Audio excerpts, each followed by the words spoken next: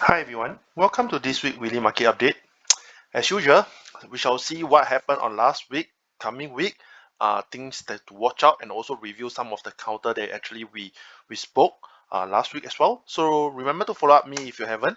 All right, so let's go. As you can see that last Friday, down continue to search higher. S&P as well, and also I believe Nasdaq as well. So mainly it's because we know that last week there is a earnings report, right? So mainly it's from the bank itself. As you can see from the earnings calendar, not to be surprised, mainly all is green, all above the forecast, all above the forecast of the revenue and the EPS as well. Pretty good. I mean, for the bank side, we can see that JP Morgan's uh, are doing very well. The rest of the bank as well, like Bank of America, Citigroup, etc., etc. All right. Even for BlackRock, right, it's not doing well, but it's not. It's just on the EPS. The revenue is still better. All right. So ultimately, it's a good sign, and therefore we can see that actually the market breakout on last week. All right, on last week. So I think it's mainly because when during the pandemic situation, their quarter reports is not doing very well. So when things start to recover, right, of course, they will have better performance, and their forecast might not be that high when during that point of time. So we know that market is already recovery is recovering or already recovered. So that is causes the market to go better. All right. So not to forget, we still inside the earnings season. So for next week, right, for the earnings season, we will be looking at start of Monday is Coca-Cola. I've mentioned Coca-Cola previously. I think the chart is quite nice, and right now it's already continued its uptrend. You can take a look at the chart itself as well. And for people who want to take a look like J&J is John and Johnson, Johnson and Johnson. I think it's because they have vaccine, but some issue happens on their vaccine itself. And then right now we are looking at how's their earnings report. So maybe their earnings report might be good, but due to the bad news of the vaccine, right, it might actually stop the shares from going up. All right, so that is on Johnson and Johnson and other couple of uh, share price earnings report as well. All right, so let's move on. Of course, if people who are in the airline, right, please take note there will be airline earnings report. So airline earnings report is not that good because I mean, air industry have not recovered, have not approved to fly yet, right? So how will it be performing? We will see how it goes. Like Southwest Airline is on the Thursday itself. All right. So next, uh, of course, so things to worry, right? We are actually 2 weeks into the May. All right, 2 weeks into the May. So when we go into the May, right, people will say that sell in May and go away. Correct? Not sell in May and go away. So are we actually preparing on these sentences once again? Because right now market is at all-time high. Even for US government bond 10 years treasury, right? I mentioned previously on the 21st March. On the 21st March, yeah, on the 21st March, I think that 1.75 is because it didn't convince to break. If we convince to break, then we'll go to the higher. But actually, we have been going up since October. All right, I think there's a break in between. There's a so-called a pullback. So that's why the market continue to rise. I think this is everything. Both equity and bonds coincide together. All right, bonds drop to pull back, equity spike up due to earnings report. But once the earnings is finished, once the pullback is finished, this is a really chart by the way. So based on the Fibonacci, the pullback 38.30, the first one is 23, followed by 38. In between will be around 1.3 to 1.5. All right, 1.3 to 1.5, and it's also making the moving average to catch up as well. So just nice, two candle. It might be 2 weeks later, which is fall into the May, and then once the bonds come back again, um, then the equity might actually drop from there. Of course, that is 2 weeks we are predicting. So we will based on what show us on the technical analysis on the chart to decide later. Okay, so and for the economic wise, right, last week we can see that actually a couple of good news. Especially, I just want to bring zoom into the Thursday report. Core retail sales way above the target forecast. Initial jobless claim way below the forecast as well. So these two is actually a good news. So good news means what? Means inflation is coming, right? People spend more, all right. And not to forget that Biden is pushing on infrastructure growth. Therefore, I mentioned, I think earlier as well, the corporate tax, right, is coming to step into it as well. It's going to increase to 28% if I'm not wrong. All right. So higher corporate tax, bad profit earnings for company as well. So will that be the reason for the next coming weeks, the topic coming up, to when the market is dropped? I'm not sure, but of course we play by the music, right? We see what it goes. Okay. Next thing, I will touch on QS. All right, QS. A lot of people will look at the chart later because it's all time low. Not all time low, like as in it has been since the spike up, right? It's coming lower and lower. So QS, a lot of people actually first of all they pick on this stock is because this is the car battery maker, right? Due to Tesla, this kind of EV vehicles need battery, right? But right now, I think last week short seller actually came in to short, okay, Scorpio Capital as publish a report to short this counter, and then the CEO step in to talk about it. But we will look at the chart. I mean, if you believe that this battery is a necessary thing for the EV, which is, then we shall look where is the good price to enter. Right now, because of this, all this report is quite at a negative side, unless you want to take the risk reward. But we will always say that do not catch the falling knife, unless you're looking at the fundamentally, you're looking for a longer term perspective. All right. So we'll look at the chart later. Okay, next thing. So this one, it's been more than a year, but things have not laid down. COVID is still around. A couple of countries reported as well, like Thailand, like India. I mean, it's a sad news for them, right? It's a sad news for the whole world. I can say that because we don't want this to keep coming. We want it to totally disappeared from us. It affect the economy, affect your travel as well, affect your holiday plans as well. So, but the thing is that it's coming back. All right, it's coming back. So will this cause the pause in the airline industry, the resort industry, the the cruise industry, which haven't started yet, right? Will it cause a break from there? Or is just another reason, another news to speculate for when the price is dropped. So, but this news is true. But will the market drop or not? We still based on your risk management, right? Invest and trade wisely from there. Okay, so this is upcoming news. All right, lastly, why I took on Boeing is because I talked about Boeing last week on this counter itself. I say that if let's say air industry is going to come back, Boeing is one of the counter I'm looking at as well. But since last week, there's a lot of problem with the air flight with this 737 Max. The share price did not plunge a lot. Ultimately, I'm still at a in a longer perspective, I'm still at a good side for Boeing, right? Because um, air flight definitely to fly when the economy recover. So Boeing supplied the plane, right? Signed a couple of contracts, right? So I think Boeing fundamentally is still there, it's still good. All right, cannot go wrong. This world cannot go without airplane. All right. So you yourself should know if you have been locked down in a home. All right, how badly you want to travel out. Okay, so let's go to the chart itself. So we now look at the US 10 Treasury. We are looking for more bearish for the coming days, perhaps for the next 1 or 2 weeks, and see how it goes from there.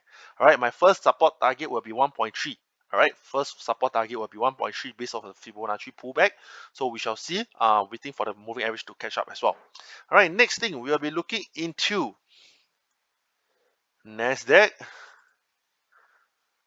All right, for Nasdaq, right, I think I priced chart previously. All right, so basically what I use Fibonacci extension. I say that you will break out, right? This is the weekly chart. I say you will break out the all-time high. My first target is 14,500, 14,400 or 14,500 around here, which is the next Fibonacci extension. We can see that Dow Jones, we can see that S&P has break off. All right, right now it's Nasdaq turn to shine if let's say the other two come down. Okay, it's a rotations. Okay, so Nasdaq, I'm still looking at a more upside for the next 1 or 2 weeks. All right, for the next 1 or 2 weeks. Then after that, we play by the music of will sell in May and go away come into play.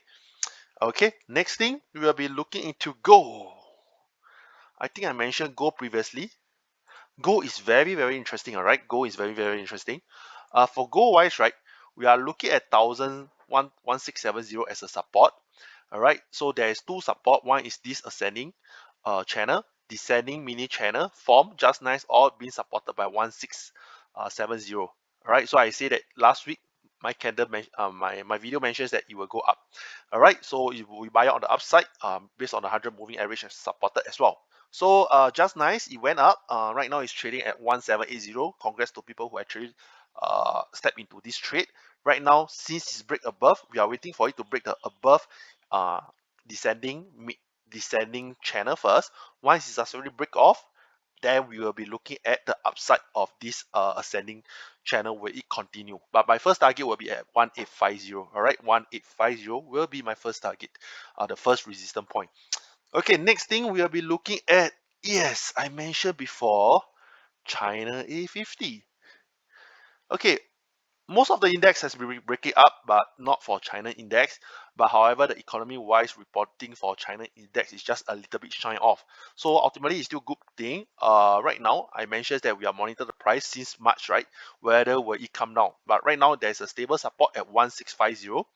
1650. So right now, these two candle is very important. If any break below it, then break and close below it, we will then look into the circle. Otherwise, this is a good price for risk management to enter. All right, this is a good price. All right, pull back, enter, pull back, enter. Okay, so China A50 can keep to your watch list if you are really interested and keen. Okay, next thing. Okay, couple of opportunity over here. Firstly, local still on US market. All right, Gillette. All right, for Gillette, right? $60 has been the support, I think. Yeah, $60. A fake breakdown. Okay, for $60 is a I say worth taking a risk, right? 56.50. I dropped previously, not I dropped today one. I just recap back my chart only. Alright, recap back. So right now it didn't break 56.50, the final support. And then it went higher. So right now first support will be a 60. Alright, this is a weekly chart. First support is a 60. If we continue to go higher, we are looking for the next high. All right, so this I think Gilead have some opportunity and some chance for it to go higher. All right, pay attention, close attention for people who are keen. Once it successfully break above 68.50, this high, previous high, we can see it goes higher. All right, this is the first resistance we are looking at. Okay, so once it break, we go even higher. Okay, so this is on Gillette. All right, next thing, uh, we will be looking at local market. All right, local market. Singtel. Okay, Singtel is also one of my favorite. Singtel mentions it very long ago. All right, I say, you see, like I say, this is all my previous chart. I just recap only. First TP 250. Last Friday closing 255. We can look at the day chart itself. Can you see breakout with good volume? All right, breakout with good volume. I say that Singtel is good to accumulate. All right, at the point of time, if you have start accumulating, I say that you can accumulate here, here, or here. It didn't even go down. I think 230 is a very good support point at the time. All right, right now, all the moving average is catching up. A good spike on last Friday. Should you chase or not? I think 250 is still reasonably fine to chase in, even though it might spike down, continue. But if you are able to accept the risk of 30 cents, risk for the higher potential of it to go to 50 cents, so the risk reward is almost 1.75, then that is really good. All right, so this breakout is a very strong breakout on last Friday. Ultimately, not to forget, Singtel is not just on telco anymore. All right, they have been awarded a full bank license with Grab, and you guys know that Grab is going to list in the US stock exchange, correct or not? So with the special vehicle, so I think this is the great news of what people taking in on Singtel. So long term perspective, Singtel is still good. All right, 250 below is still cheap for Singtel.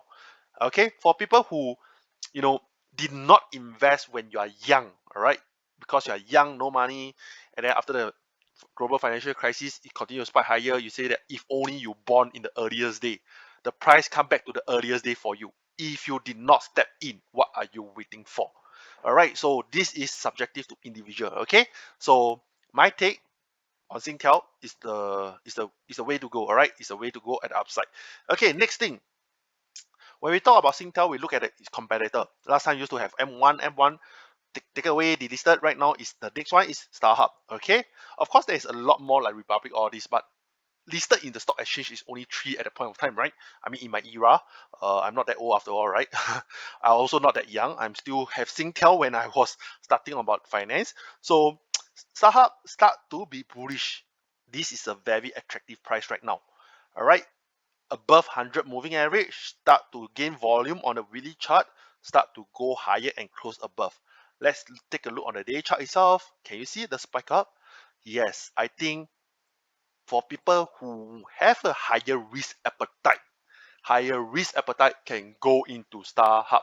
All right, it might actually surge faster and higher compared to Singtel, but for more stabilized, more fundamental outlook, right, Singtel is the one to go as well. So if you are if you have a good war chest, all right, in your bank account, you can actually split into your portfolio like 70 Singtel, 30 slightly riskier Starhub. All right, or you can concentrate 50% each. So it's all up to you how you manage. But to me, as long as Starhub don't drop below 1.2, all right, 1.2, this is the first point, then will be quite safe. All right, 1.2. All right, so Starhub, take note. Let's draw today. Is it 1.2 or 1.23? 1.23. I'm so sorry. All right, as long as it don't drop below 1.23, it's still relatively safe. Okay, so here will be my first. Here will be my today is on the. I purposely don't do the chart in the first place so that I use this video to show you guys how I analyze as well, so you guys can learn something from here. Okay, so supported at 1.23. Okay, break below. We look at break below, more downside. Okay, so I will write this over here and then we will recap it. All right, we will recap it when you come to the next week or the following week. All right, where will be the target point? I mean, it's up to you to find out. There's many way. Of course, if you want this kind of provided, this kind of entry price, stop loss, take profit, right? That why is for my private group lah. For public group, at least I let you guys know what to add into your watch list, what to monitor. All right, so this is the two counter for the coming week for Singapore counter as well. Lastly, um, mentioned before, Sembcorp Marine.